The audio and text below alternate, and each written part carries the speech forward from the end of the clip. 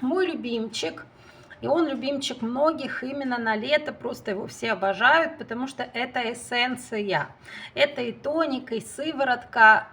Вот в этой коробочке есть как раз-таки книжечка, да, правда, на корейском языке, где указано, что она содержит, да, тут есть такой березовый сок, да, есть облепиха, крем содержится.